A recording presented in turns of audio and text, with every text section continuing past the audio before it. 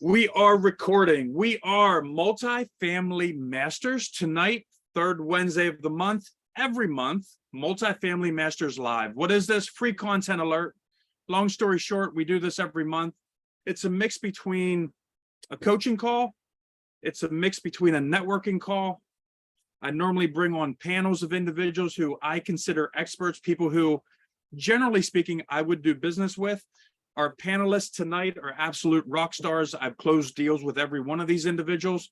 I would give the shirt off of my back to any one of these individuals.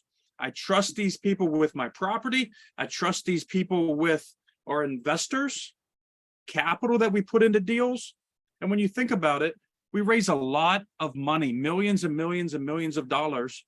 And you got to make sure that you buy the right property and you get it at the right price. And it's everything that you expect going into the deal. So tonight we're going to dig deep into what happens once you get a property under contract. You see people on social media, wow, look at me, I'm excited. We got something under contract. This is awesome. We're crushing it. And true story, I've seen teams, I've had teams approach us and ask us to close deals for them. They did nothing during due diligence. They never walked the apartment they never walked the apartments. They never walked the apartment complex. They never raised the capital. They just think that all this stuff kind of happens naturally. And there's a million different moving parts, and that's what we're going to dig into tonight.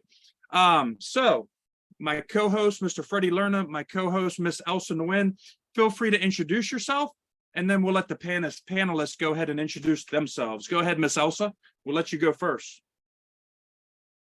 Thank you, Garrison. So, hi everyone. My name is Elsa Nguyen, and I am I have a company with Garrison called Invest Now Capital.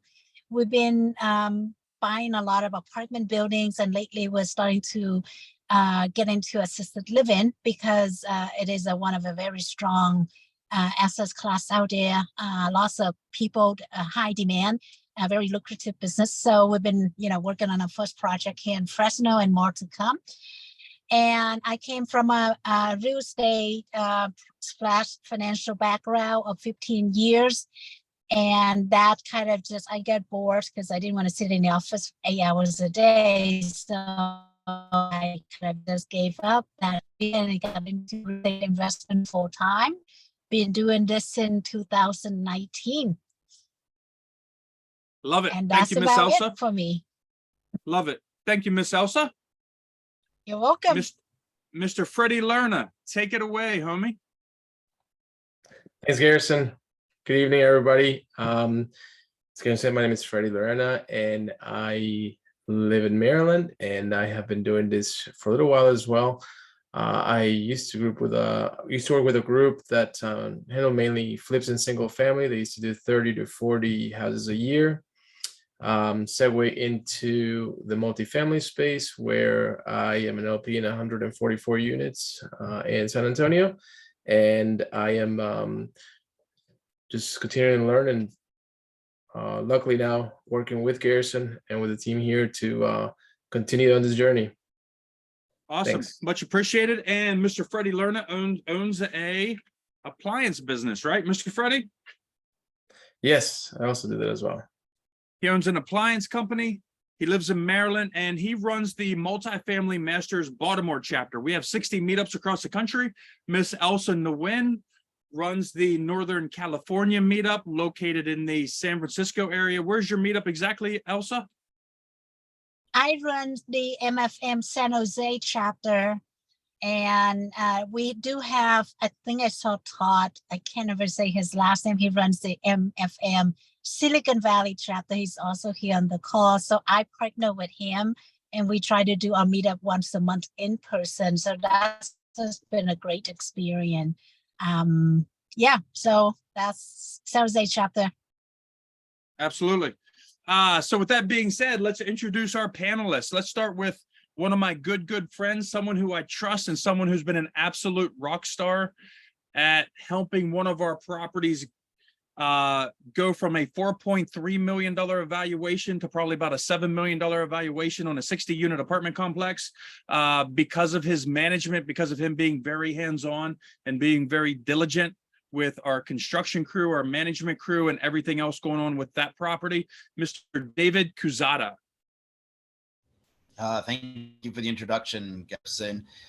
Dave Quezada. I was a school teacher for 25 years. Kind of wanted to pivot out of that and got into fix and flips about 5 years ago. Started doing that, very successful. Really liked the construction management side of that. But I wanted to scale up. So I met up with Garrison a couple of years ago, and we started looking at some things and working with him, and was lucky enough to get on a deal with him and Elsa.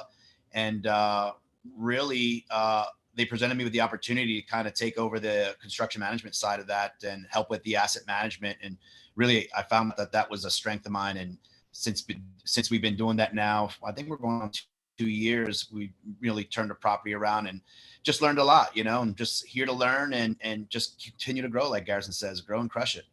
And Dave came through our Multifamily Masters Mastermind coaching program / partnership program.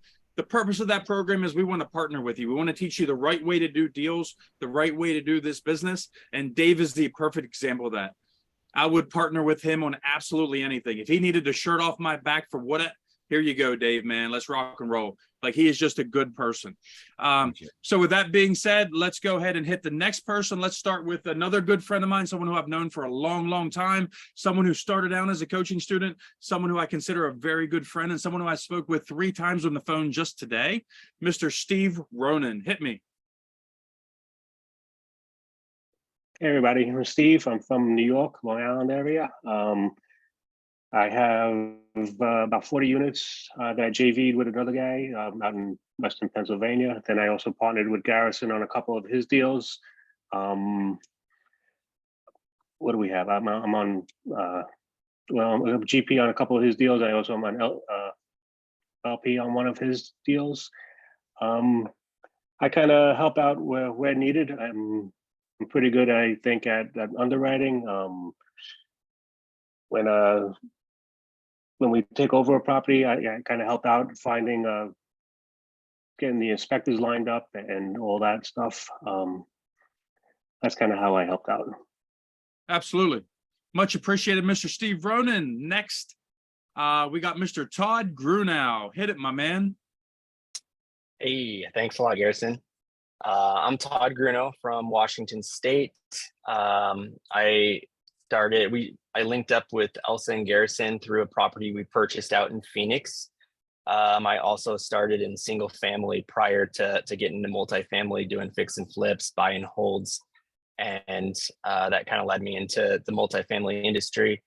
And I really enjoy also the construction side or the management side of overseeing the renovations and just kind of organizing that process and keeping that ball rolling.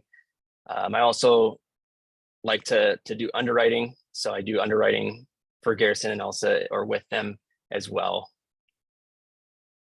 Absolutely. Much appreciated, Todd. And Todd is an absolute rock star. Todd had us help his team close a deal. We've realized, I hate to say this, even if some of his buddies are on this call, my opinion was Todd was doing a majority of the work. Todd was very diligent. Todd was very hands-on. And so we pulled him. I'm not going to say we pulled him out of that group, but because of that, we fostered a closer relationship. And now I'm trying to get him involved in a lot more deals with us. He's someone that I know, like, and trust, which is a very important factor in this business. Next, we have Miss Jillian Scott, who's part of the Multifamily Masters family. She helps run a lot of the meetup chapters. We have about 60 meetup chapters across the country. And she came through the mastermind. She found a 60-unit apartment complex in Pittsburgh, Pennsylvania. That is one that Dave and Steve help out with. I wish she would find 2 more of those. It's one of the best properties I've come across in the last 2-3 years. We took that property from roughly a $4.2 million purchase to about a $7 million valuation. We took rents. We've bumped them up about $150 over the last year and a half. We're at 100% occupancy. She is very, very hands-on, as in daily. We fill in for the property manager. We run marketing, we run advertising, we do Facebook Marketplace. We're constantly trying to get a wait list on all of our properties, and Jillian is an absolute rock star with that. Jillian, feel free to introduce yourself. Tell us a little bit how you found that property and what your first deal kind of looked like being a 60 unit real quick. Thanks, Garrison. Unlike everybody else, I had no real estate background before I started this. And the first deal I found was that 60 unit, a little bit north of me. It's kind of by accident when I was looking for another broker, and I found this guy, and we've tried to close another deal with him. Price wasn't right, and I'm still looking. Just haven't found anything yet. And I also help out with MFM and chapter leaders, chapter groups, all that kind of stuff. Awesome. And I do have Much marketing. Absolutely. Much appreciative, Jillian. And hey, this is for everybody on this call. This is a networking call. This is not just up here preaching at you. All the panelists, throw your contact information, whether it's your cell phone, your email, your first name, your last name, whatever the heck you want to, in the chat below. This is all about networking. This is all about connecting. And anyone else on this call, throw your contact information in the chat below. Tell us where you're from. Let's connect. This is a team sport. This is a team business. This is why we do this. So with that being said, let's jump right into it. You go out, you search and you search and you search and you search for an apartment complex. You finally get something under contract. It seems like it's a good deal.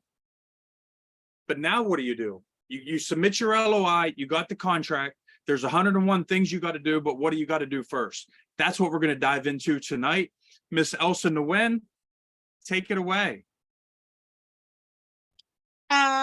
So now we're under contract. What are we going to do? They're going to be a long list. So I have a to-do list. So the first thing that I do is that I would go through my DD list, and I would email the broker or the seller all the items that I need to receive from them. And I usually would request for anything from the rent roll is very important, an updated T12. I would ask them for and anyone who does not know what a T12 is, that's a trailing 12. That shows the last 12 months of expenses and income for you to kind of better analyze that property. Go ahead, Elsa. I'm sorry. Oh, that's okay. Thank you for clarifying that. And then you definitely want to see there beside the T12 or the trailing 12 months, the T3, the last 3 months, the updated rent roll. Make sure that you ask them for the aging report as well, because a lot of time they will show you the profit and loss statement, but you know, they may have 30% of the tenants not paying rent. So that doesn't reflect on the rent roll statement. But if you ask them to show the aging or the receivable statements, it will tell you who hasn't been paying or not. So make sure that's one of the things, because I came from a financial background and I look very careful at all the numbers, right? So that's probably one of the items that I would ask for, is to go back and re-verify all of that along with the lease. I ask for copies of all the leases, and then we start doing a lease audits with our team.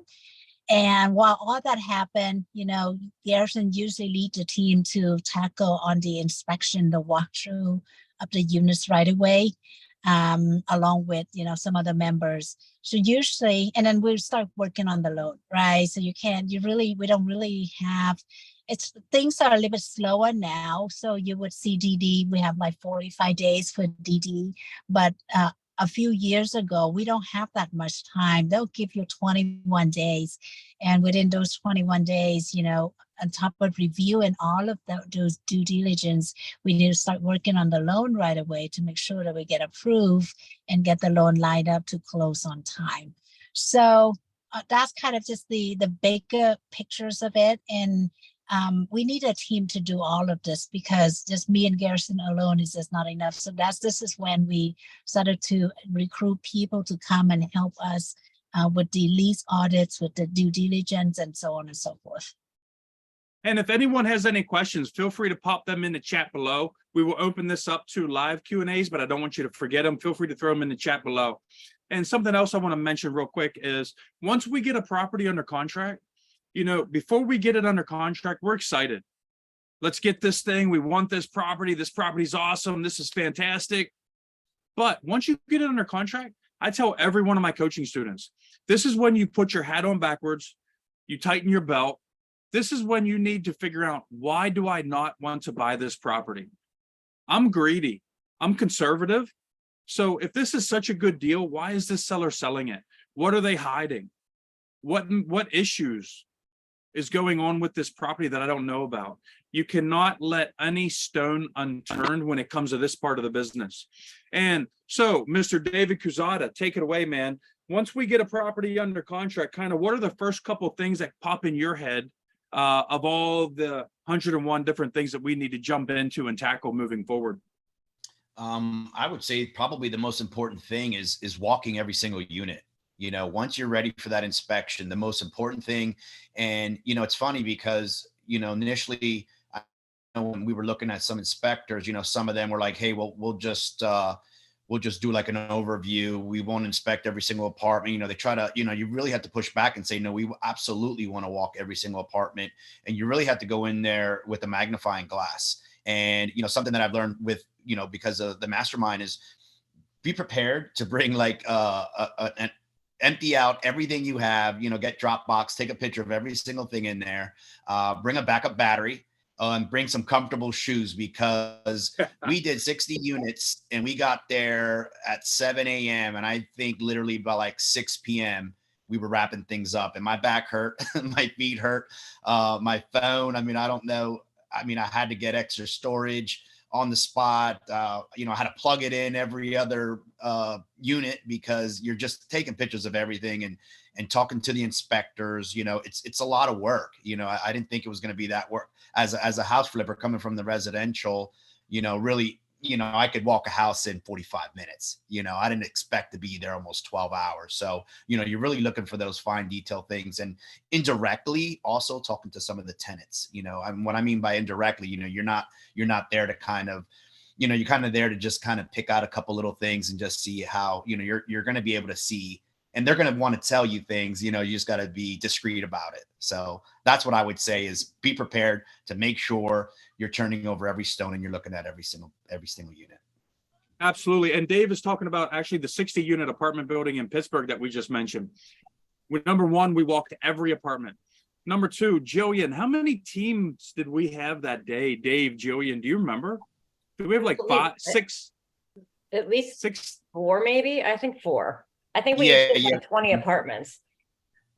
Correct. Yep. We had 3 teams, and there was, I mean, each team consisted of like 5 to 6 people though. Was that what it was? Each team did? I don't think so. I thought it was, we took pictures of every unit, because you may never enter these units again. So this is a catalog moving forward. This is something we save. And then if in a year from now, we get a call from hypothetically, apartment number 34, hey, I got this, I got that, this is happening. We can pull up the photos almost as if we're there. We can see what the kitchen looks like. We can see what the bathroom looks like. We can at least see how messy or how clean it was when we walked it. It might be a totally different tenant, but still the structure is there. The apartment is still basically the same, right? Jillian, whenever we got your first 60 unit apartment complex under contract, what was the biggest aha, wow, I can't believe this is how it happens? Or what was the biggest kind of learning experience for you of all the moving parts moving forward? I guess just everything. I mean, I've learned a ton working directly on the property and with the property on-site manager, just how to increase occupancy, to be diligent about everything. Customer service is top, to keep the people in the units. I mean, we have a great team at the Slippery Rock property. I mean, top notch, and that makes things a little bit easier, and open line of communication. I didn't realize how many pictures we were going to take though when we did the due diligence, because my phone died too. We have 60 apartments. Each apartment probably had 10 to 20 photos, if not a little bit more than that. One question. Julia, sorry, can I ask a question from the audience? Is there absolutely.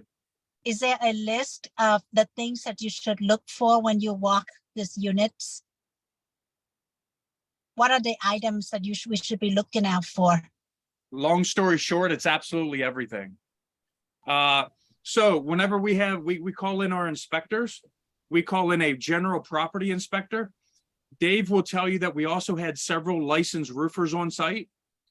We had a roofing inspector on site. We had a mechanical inspection done. We scoped all of the sewer lines. With the mechanical inspector, we looked at all panel boxes, all electrical. We look at all appliances, how old are the appliances, how old are the kitchens. We look under the kitchen sinks for water leaks. I mean, absolutely everything is documented, taken photos of, detailed, because once again, you may never enter that property. And before we even get to the inspections, Jillian is our local boots on the ground in Pittsburgh. She lives in Pittsburgh. She works for the University of Pitt. She'll tell you, we sent her out there as a mystery shopper. Hey, I'm looking for an apartment. Hey, she starts randomly talking to residents, kind of getting a feel for what's going on at the property. Do you like living here? I'm thinking about renting an apartment. What do you like? What do you hate? What do you love? What do you dislike? Well, how's the condition of the property? How is it in the winter? How is it in the summer? You ask all of these questions early because you want no surprises later. I will say that's helpful too, just to know what your competition is whenever you're looking for the rents and everything. Because I actually went into the units and talked to the property managers that were managing those places and took notes. I'd go out to my car and just take notes. I'd try to take pictures too, and noted all that down for us.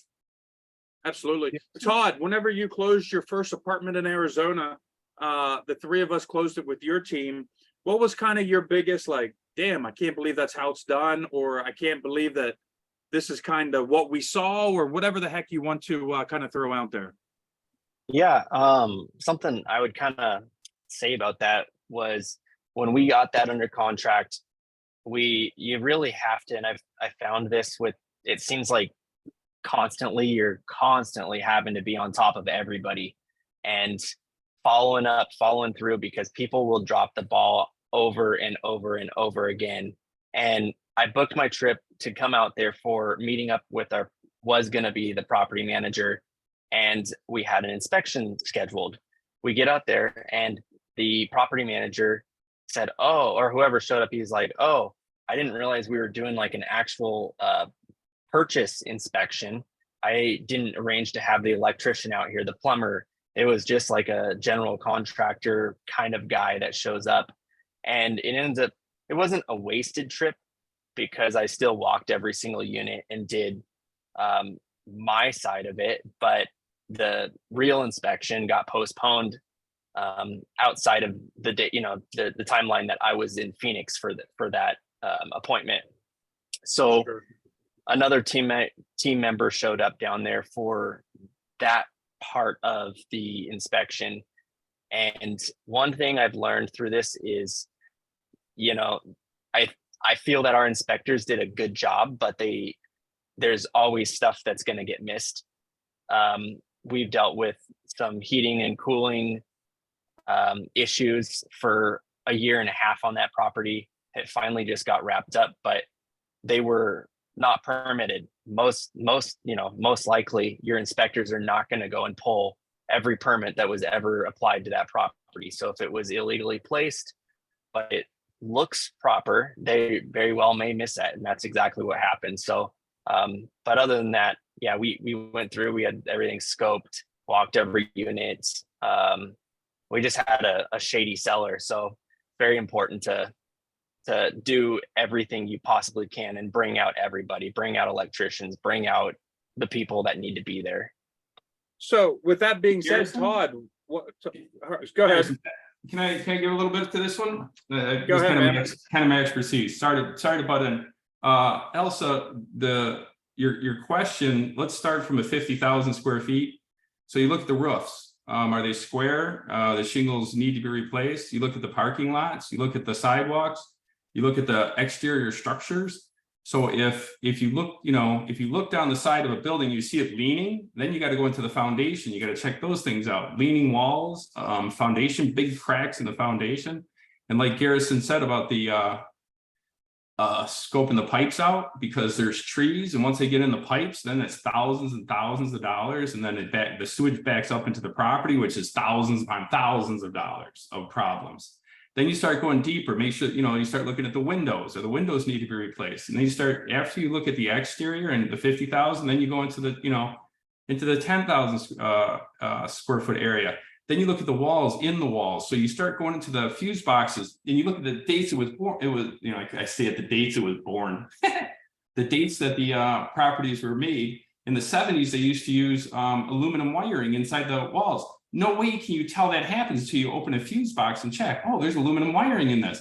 Some insurance companies won't insure the buildings anymore because of aluminum wiring. So now you got to remediate that, which just basically means rewire the place after it's drywall. You got to watch that. Then you look at the plumbing. When was the house, when the property born? From 60s on, you probably had galvanized piping. If you got galvanized piping inside a slab, galvanized piping only lasts like 50, 60 years. 70 years is about its life expectancy. What happens when you have to replace the galvanized piping underneath a 2-story apartment complex?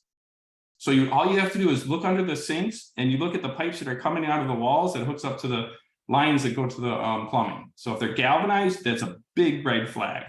Then you look at the insides, like Garrison's and hold on. And if the water was shut off, those galvanized pipes will crust up a lot sooner than the 50-year mark. So that's something to think about on a vacant property or a property you got to renovate. It's been sitting vacant for a couple of years. Chances are all those pipes got to come out.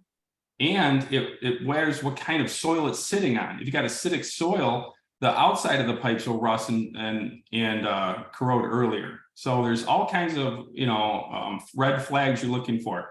But I start from the 50,000, the outside, the inside, and you go all the way into the, you know, inner workings of the property. Is there drywall? Is there leaks in the ceiling and the second floors? I take pictures of all the ceilings just to make sure where and when there was problems.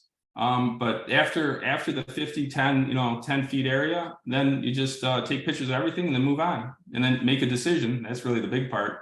Do you want it after, like Garrison said, turn your head around? Why don't I want this? Aluminum wire to watch out for, galvanized piping, a huge to watch out for. If there's no soffit vents in the roofs, those are huge things to watch out for because the roofs don't last that long. Thanks, Garrison. Yep, no, absolutely. Good content, Mr. Michael Menino. And Michael Menino is a world-class builder. Just anyone who does not know him or is not familiar with him, great dude to connect with. Freddie, you want to ask a couple questions that are in the comments below? I think we have a few questions that were asked.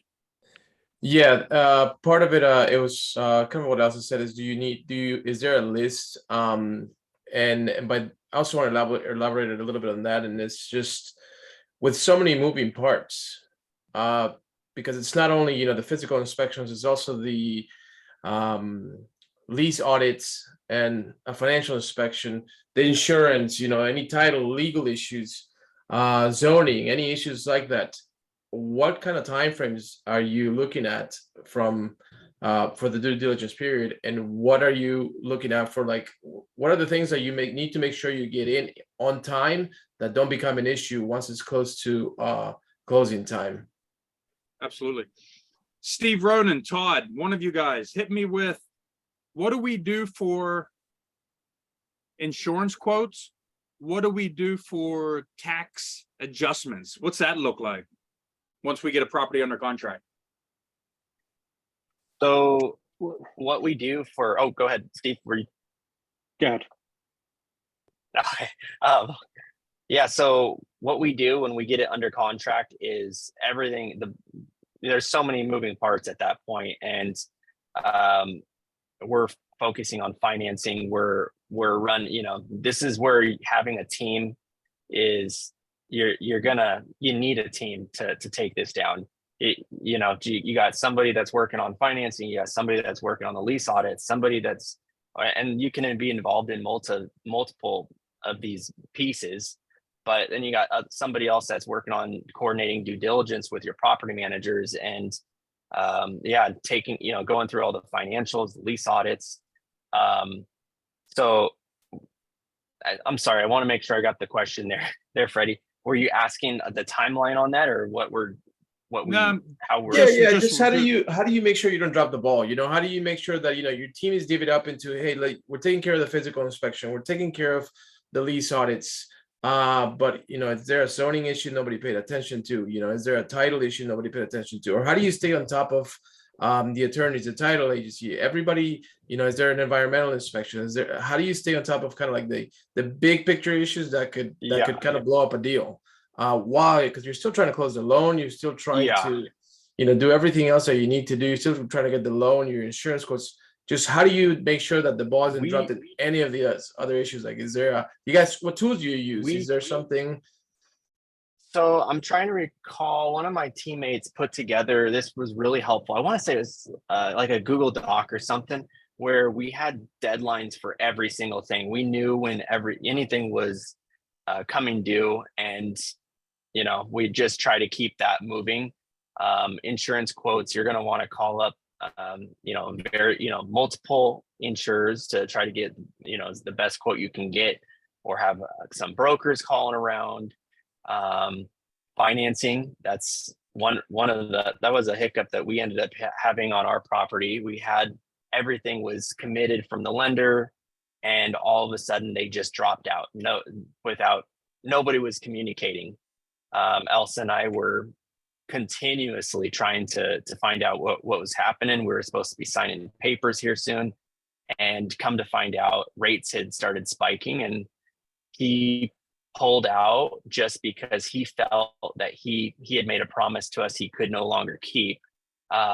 He basically killed the loan without ever giving us the opportunity. So we ended up scrambling to find another lender, and ultimately having to get an extension. So there's stuff that you got to constantly be on top of every person. And again, having a full team and everybody having different roles, it really helps the process go a lot smoother. So we talked about walking every apartment building, or I'm sorry, walking every apartment, documenting every apartment, taking photos of every apartment. And Todd just brought up a very good point, where we also do lease audits. We also check the bank statements to make sure that the leases equal the amount of rental income collected every month. And we want to see that it was deposited into the bank account. We want to rip through every lease. We want to make sure that they did a credit check, a background check. We want to look through every lease. We look at the start date and the end date on that lease. I forget who I was talking to. Someone recently bought a 70 or 80 unit apartment building. Every lease started in February of, this was something like February of 2022. Before April of 2022, about 75% of those apartments were not paying, because that owner just threw people in. So if you see a bulk of the leases starting on the exact same day, unless it's a student rental, that should be a little bit of a red flag. That should be something that you want to dig into. And that's when you want to make sure that they did a credit check, a background check, they did an employment verification. They might have pay stubs in each account.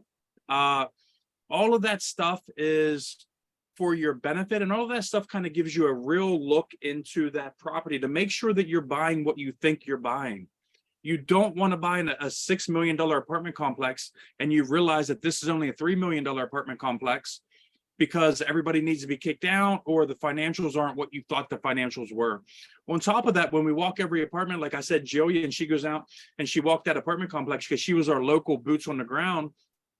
She started talking to tenants, asking questions to neighbors, asking the questions to people in the neighborhood. What's the story with this apartment complex? How's it operate? Is it messy? Is it dirty? Are they loud? Are there a bunch of parties? Is this a place I would want to live? Is this a place I would hate to live? You want to know all of that stuff moving in or going forward. And Steve Ronan and myself, we purchased an apartment complex, 66 apartments in Columbia, South Carolina. Steve Ronan and myself, we were on site at like 11:30 at night, 2 or 3 different nights, just hanging out, talking to random people who walked around, seeing what people were hanging out, what kind of environment, what are we getting ourselves into? So Steve, let's talk about the South Carolina deal a little bit. What kind of due diligence items did we come across on that property? Or what do we do with property taxes once we get a property under contract? This is one of the biggest mistakes I see newer investors make. They do not adjust the property taxes moving forward based upon the new sale amount. So let's talk about that a little bit, Steve. Sure. Yeah, taxes. Well, first off, you want to see the previous tax bills for the last, I'd say, at least 2 years, just to see what they're currently paying. And before you buy, even before you actually underwriting, you should really call the county and figure out and to actually speak with somebody and determine if they will be raising their taxes and by how much, and then because every county they do it different. Some may not raise their taxes at all.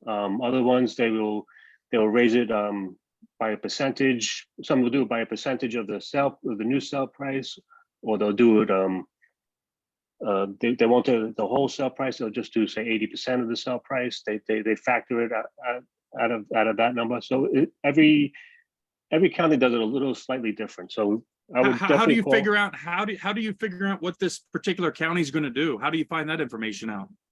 I would call somebody and actually speak to somebody, because sometimes when you just read on the website, Who do you call? Who do you call? the tax assessor, the county tax assessor. County tax Okay. assessor's office. Make sure you call them not once, but twice. Make sure you try to get something in writing, because you don't want something to kind of pop up on the back end that, well, I was told one thing, but something else kind of happened. Go Yeah. ahead, Steve. What else you got for me in regards Yeah, to a the lot of taxes? times when you just read on the website, it'll say one thing, and then when you actually speak to the tax assessor, it'll be completely different. So definitely pick up the phone and make that call, because it's a big difference. And part of that Um, is being an expert in your local market. We bought that property in South Carolina. The taxes were adjusted based upon the sale amount, but the property we bought in Pittsburgh with Jillian, they haven't raised taxes since like 1953 or something like that. And they said they are never going to raise taxes. It is 100% not based upon the sale amount. And our taxes have been ridiculously low from the day we bought it, and has been ridiculously low for the last 40 years. Something to think about moving forward. Go ahead, Steve. What else do you got in regards to due diligence items or things that you need to think about once you're under contract? Let me think. I think offhand, I think we did Michael gave a good overview of the walking the properties, what to look for. Yep. You need to walk every unit, want to take pictures, take notes. Then as far as the paperwork, do the audits, and you could start this immediately. Like, even before, as soon as you start getting any kind of documents in, you could start doing the lease audits. You could call the tax assessor as soon as you got a signed agreement. You don't have to be, even before, say you put you earn this money down, you could start all this stuff. This way, before the clock even starts ticking, you could start knocking some things out. 100%. And another thing we do is when we get a property under contract, generally speaking, I fly out there before the whole damn team flies out there. I fly out there for 1 day, 2 days. I put my eyes on it because I want to see what we're getting into before we go and we drop 10, 15,000 bucks on inspections, before we drop a couple $1,000 on 5, 6 people flying in, before we go and we get 5, 6 hotel rooms for 2 or 3 days, because we get 2 or 3 days because we want to spend time at this property. I want to sleep in this neighborhood, meaning I want to get a hotel close to the property. We went out to dinner, we went out to lunch, we hung out near the property. I was with Dave Kuzada. We went out to dinner and our waitress lived in that apartment complex. You remember that, Dave? I do. Absolutely. That our waitress lived, no, that was the hotel receptionist. The hotel receptionist Correct. lived at the apartment complex. And then we're like, hey, you want to go out to dinner? We'll take you out to, as creepy as that sounds, college town, but we'll take you out to dinner. We'll hang out with you. We'll get to know you because we want to know all the real information. Someone who's lived there for a year or two knows a hell of a lot more than what we're going to figure out in 2 or 3 days. And another thing we do is we'll look at all the reviews on the property management website. And now, granted, nobody just calls up a property manager and says, you're awesome, I'm going to give you a great review. Generally speaking, that doesn't happen. But if you start to see the same complaints, the same comments consistently over and over and over, like, for example, Dave and I, we saw a comment, I remember this specifically, when I plug in my PlayStation 5, my electric in the kitchen goes out. Okay. And then when we got to the property, some of the tenants started talking about the electric panel boxes. So you put 1 and 1 together, that equals 2. You can kind of get a real good vibe, a real good feel for the property and what's really going on down deep. What else did you learn, Dave, whenever we hung out at that hotel and talked to the receptionist and kind of started talking to all the tenants around town and that kind of thing? You know, I think when you're, you know, as you're talking to people and you know, and you have a genuine interest in them, I think they just start kind of telling you the truth, you know, they just, and even talking, you know, that brings up a good point. I actually, you know, one of the maintenance personnel there was with me, and I just kind of started, you know, warming up to him, and, you know, you start finding out, you know, skeletons in the closet, you know, indirectly, you know, he wasn't opening at first, but after like our 10th apartment, he started, you know, letting out some things. And I was like, oh, this is interesting. So, you know, it's a good thing to have someone there who's familiar with the property and just kind of ease into talking to them about, you know, some of the in and outs. You know, they're not going to be, you know, they'll be hesitant at first because they're like, well, you know, why would I tell this person something, you know, but as you slowly start building that relationship, you know, by the end of the day, I found out a lot of stuff that I was like, huh, okay. And also found out that we weren't going to keep him. Yeah. You know, Whenever we built that relationship with the handyman, the maintenance team, we were trying to find out things about the property, number one. But number two, kind of, they gave us an inclination into what kind of seller we were inheriting this property from. And we inherited this particular property from someone who never wanted to spend money on anything. So we knew that we had, I'm not going to call them a slumlord, not by any means. It was a local group of attorneys who owned this thing for like 20 years. They were cash flowing very little. And we came in and we 100% turned it around. But we also brought a bunch of capital in, and we had a bunch of capital improvements. So Elsa, are you still here?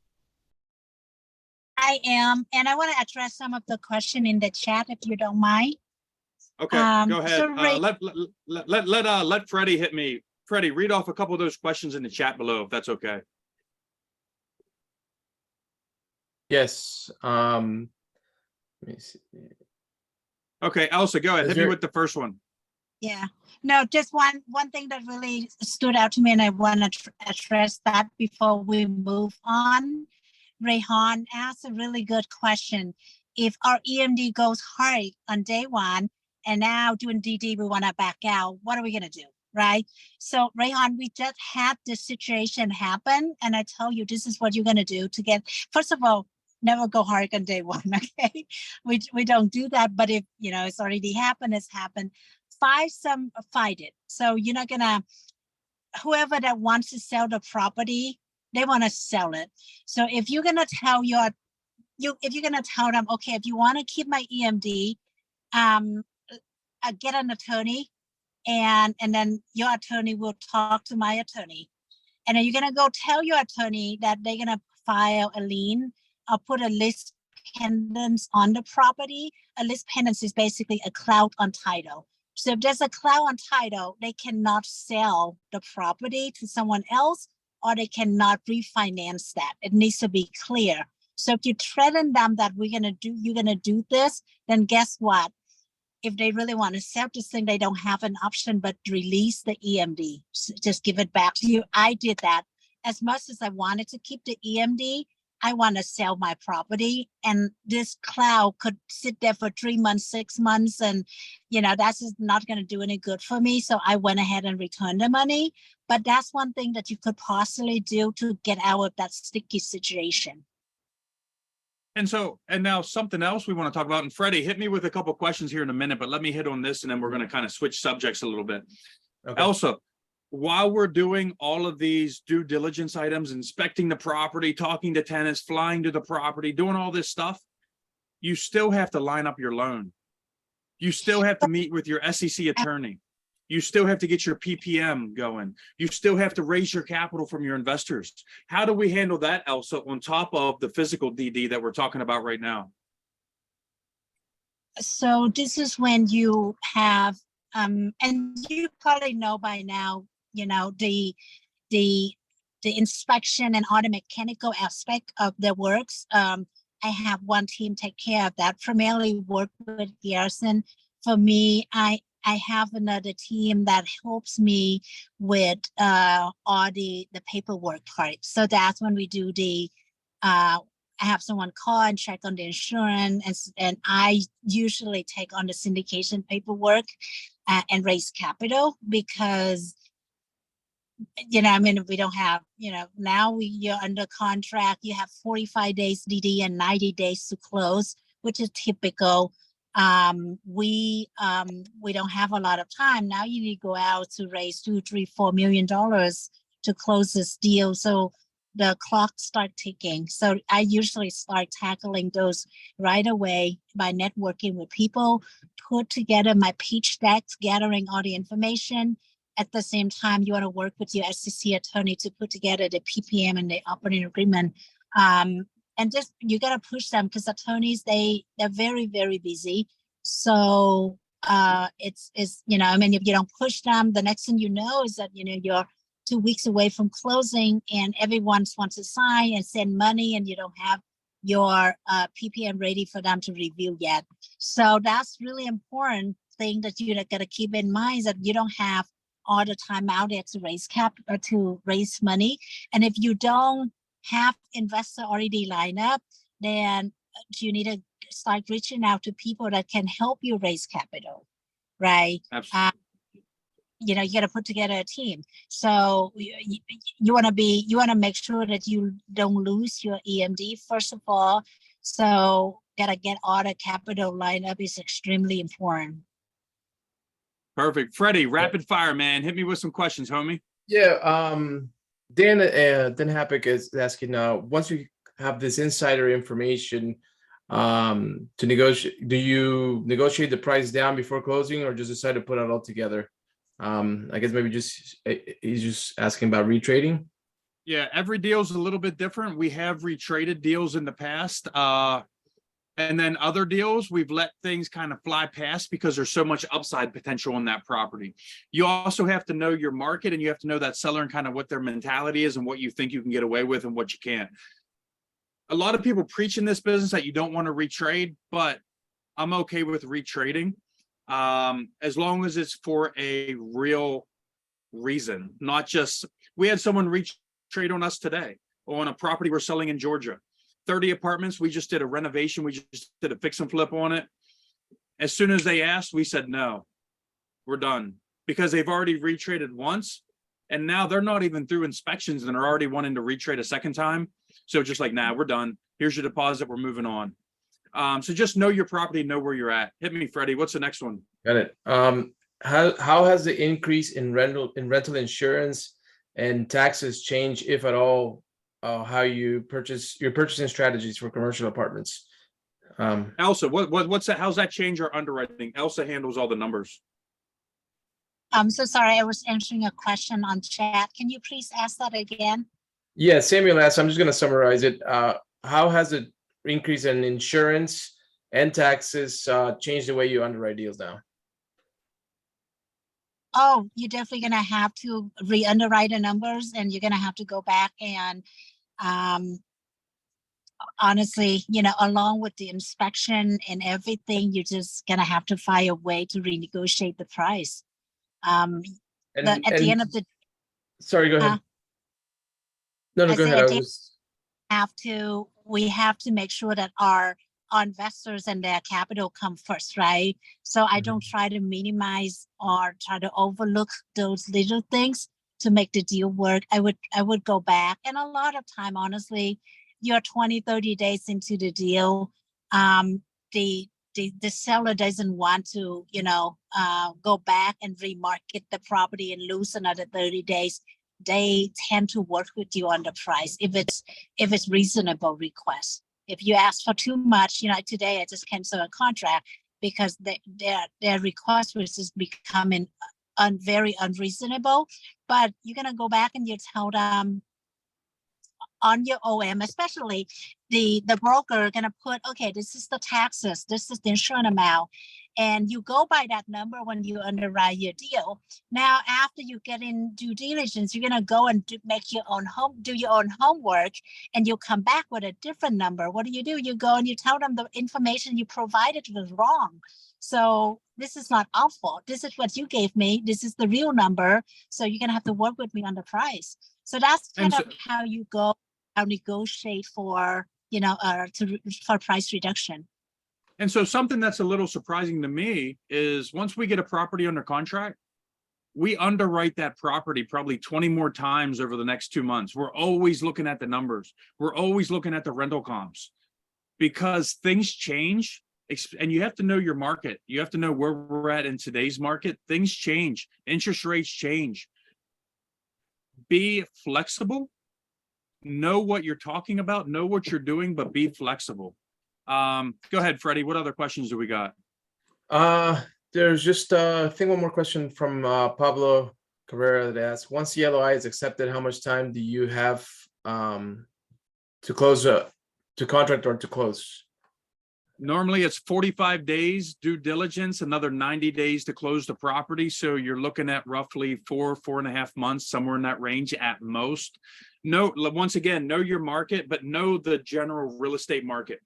What people were doing 1 year ago, 2 years ago, you don't want to be doing today.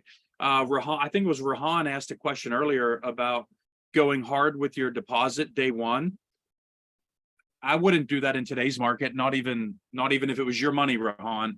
So 2 years ago, maybe, but you got to know where you're at in the market. You got to understand the market in general. Go ahead, Freddie. Not much more questions in the chat, but I also wanted to ask another question. David, you mentioned that you figured out at some point with the 60 unit, you're not using the same property management team. How does that transition look like? What is the process like? What kind of information or accounts do you get, and how does that transition look like? Yeah, something I wanted to touch upon earlier is whenever Dave was talking about the maintenance team, that maintenance team, they don't know if they're going to have a job in a month or two. Think about that from their perspective. That management team, they don't know if they're going to have a job in a month or two. So number one, they're going to sugarcoat things for you because generally speaking, they want to keep that job. So understand that and know that going in. So I'm sorry, Freddie, what was the rest of that question? Yeah, I mean, the part of that, just how do you make the transition from either if you keep them? That's great insight that you're saying, because yeah, I mean, you want to take into account they may want another shot at it, or you just replace them altogether. And what does that look like, that transition? It's never easy, and it's never easy when you fire a property manager. Jillian mentioned earlier, and she can attest to this, we have an awesome rockstar property management team in place. Her and Dave Kuzada are very hands-on on that property, and they're absolute rock stars, and the property's a rock star because of it. But we fired 1-2 property managers until we found that rock star. It's never easy, but I want to fire them and get rid of them early. Fire fast, move on, figure out your team, build your team, and make it happen. So there's no real easy way around that other than you got to have hard conversations. You just got to do what you got to do in the best interest of the property.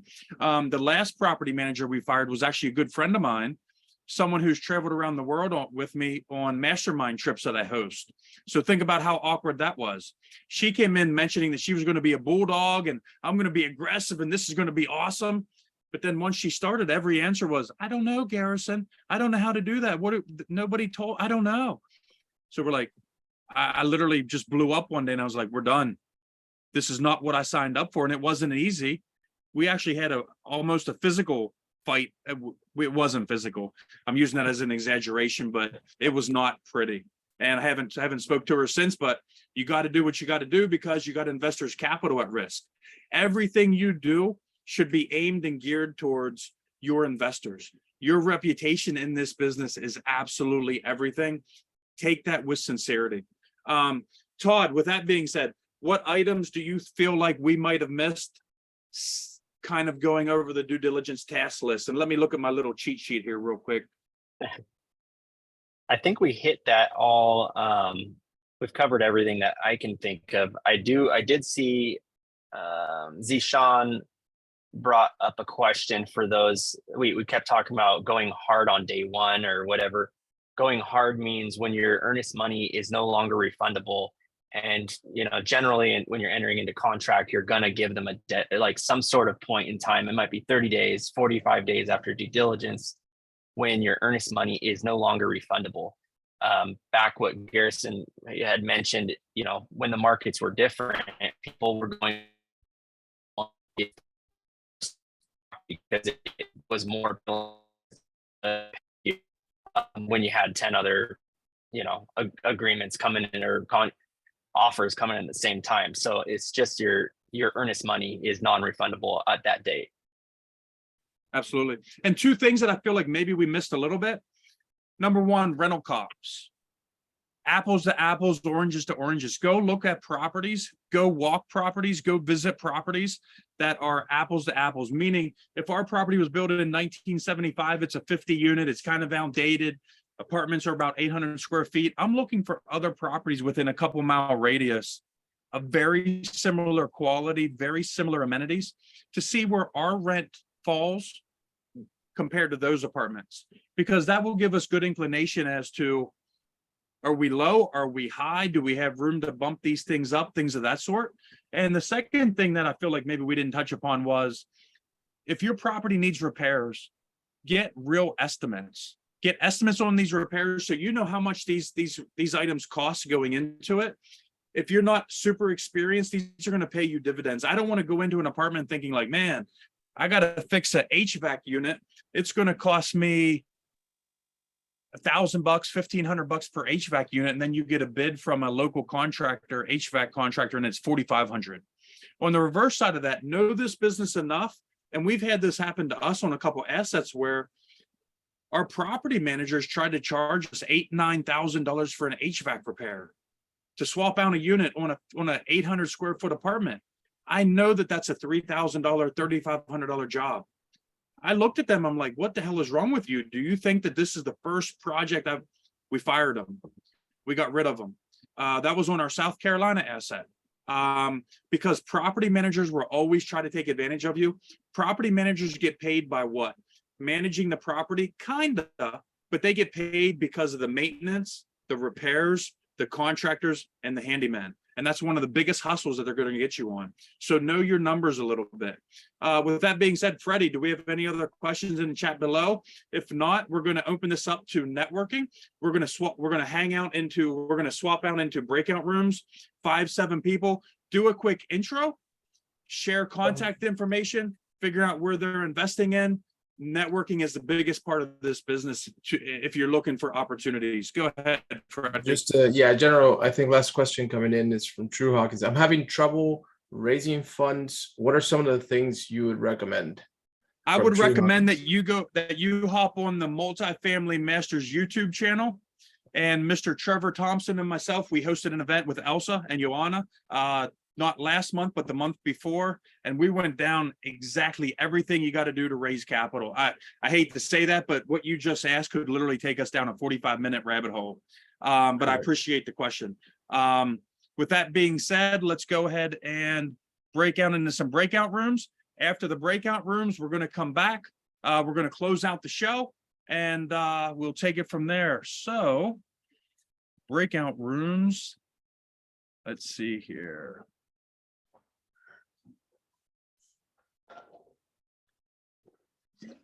Let's hit it.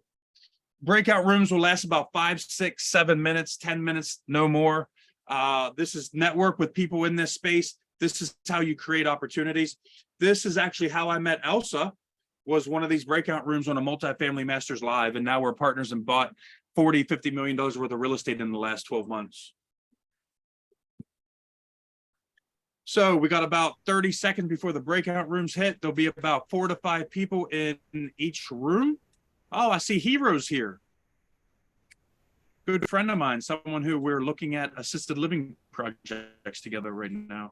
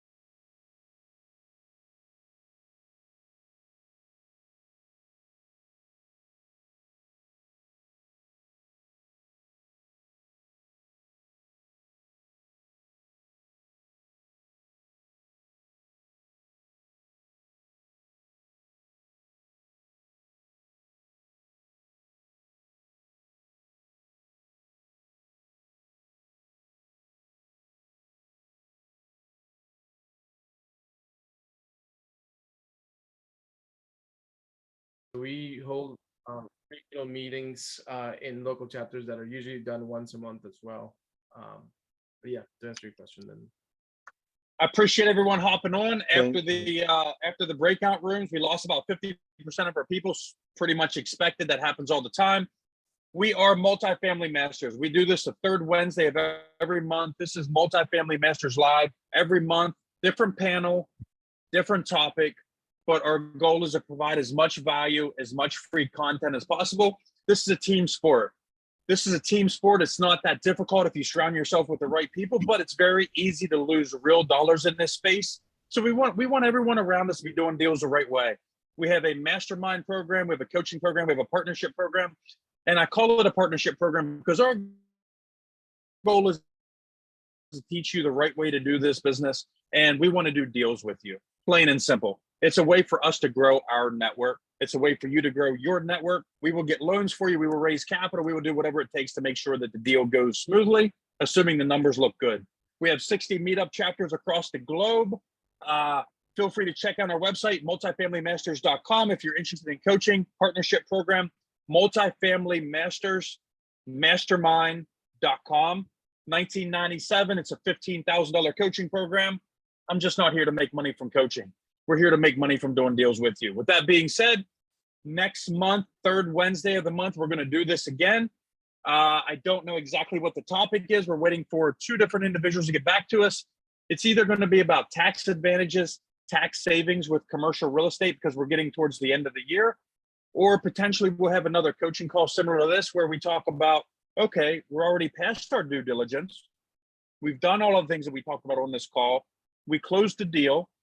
Now, what does that look like? That's where the real fun begins. That's where the real money making begins. But we are Multifamily Masters. We appreciate you being here. If you're not a member of our Facebook group, multifamilymasters.com. I'm going to end the recording. We're going to keep this channel open. Anyone has any questions, feel free to speak up. You got a lot of experience on this call. It's not every day that you get to ask kind of open-end questions of people who buy a lot of real estate. Take advantage of this. This is why we're here. What's up, Mr. Mitch Jaworski? I didn't see you there. What's up, homie? Hey, Garrison, how you been, man? Good, man. How you doing? Good. Just still rocking and rolling in my little small multifamily world. Not small, man. Keep up the good work, brother. Does anyone have Appreciate it. any questions? Feel free to speak up. Like, this is just an open free-for-all, man. Have at it.